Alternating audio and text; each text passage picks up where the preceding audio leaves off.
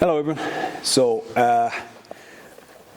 probably quite a quick video today because I'm just after finishing training and just finished teaching here, and I've got a quick comment on one of the YouTubes from Elise asking for a video about pre-competition jitters. I think was the word that she used, the jitters.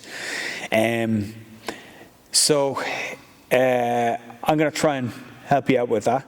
Let's see if I can, because I'm still very nervous before competition. I'm even nervous before other people's competitions. So when I'm coaching somebody, actually maybe I'm even more nervous when I'm coaching somebody and I'm watching others, because maybe I've got less control over what I'm able to do. So all I'm able to do when I'm cornering or coaching is shout instructions or give them the time and give them the energy. But I don't get to control what's happening on the mat. So maybe I'm more nervous now. And maybe that's part of the problem as well, because when we're in the run-up to competition and we're in the week before and we're sitting down just thinking about nothing else, and suddenly the thoughts of the competition pop in our head, we have no way of controlling it. We can't go out and do the competition there and then. We can't go out and do the fight at that moment. We can't change anything in the last week because all of the training is already done.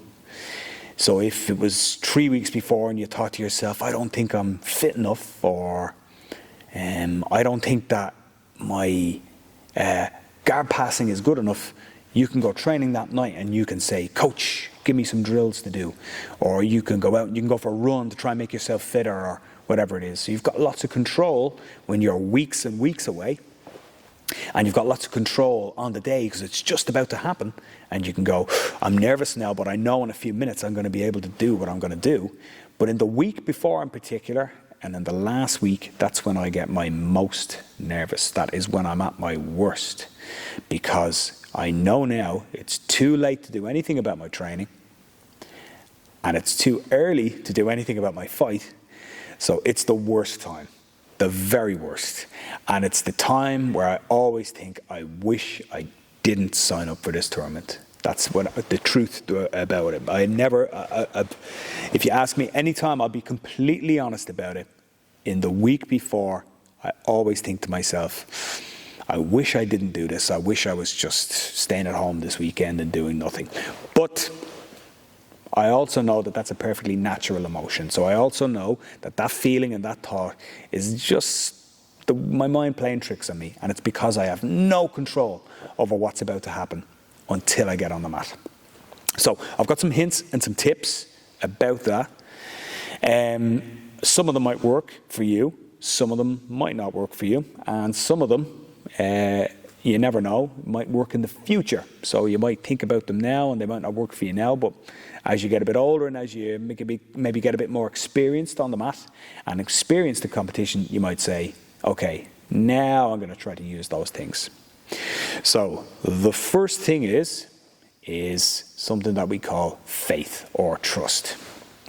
Now this is very, very hard, because to have faith or to have trust in somebody means that you kind of trust in or believe in something that's kind of invisible.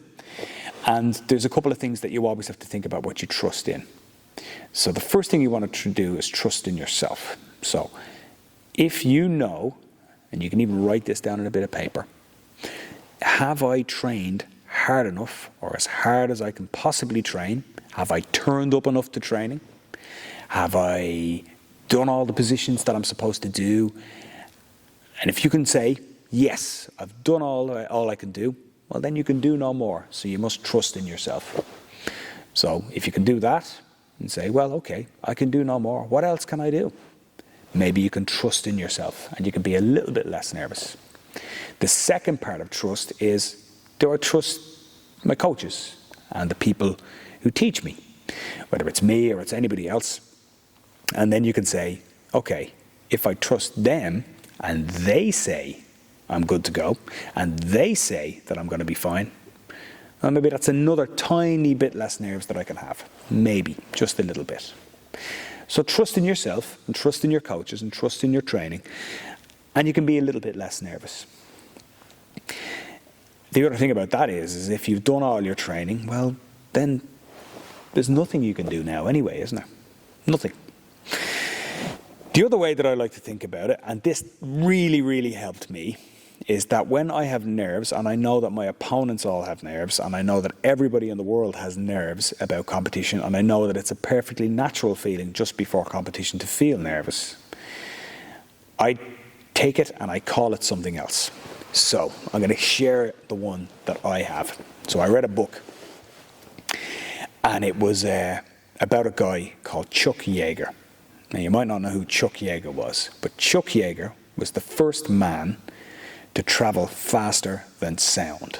So he was the first man to break the sound barrier in a jet. And he was flying a plane called, a very famous plane, it was called the Bell X-1, but it was an experimental plane. So when he got up to fly in that plane on the very first time that it was ever flown past the sound barrier, no one knew if it was going to work. Now, I'll never have an experience like that. I'll never get into a plane and think to myself, if this blows up, I'm gone, I'm done. And I'll never experience the thought of, oh my God, if this goes wrong, I'm never coming back. So he did, so he had every right to be as nervous as anything. Like the first people who ever went to the moon, or the first people who walked to the North Pole, this man was doing one of the scariest things imaginable. But he didn't call what he was experiencing nerves. Instead, he called it anticipatory excitement. Now run that past yourself again. Anticipatory excitement. So he was feeling anticipation, and he was excited about it. So anticipatory excitement. So when Wednesday or Thursday or Friday rolls around and I'm fighting on a Saturday, and I feel really, really nervous, so scared, and I have that little thought that pops in my head that says, I wish I didn't sign up for this. I say to myself, I'm just feeling anticipatory excitement. I'm not nervous. I'm excited. And this is how I feel when I'm excited. I think about all the things that could go wrong. And that's perfectly natural.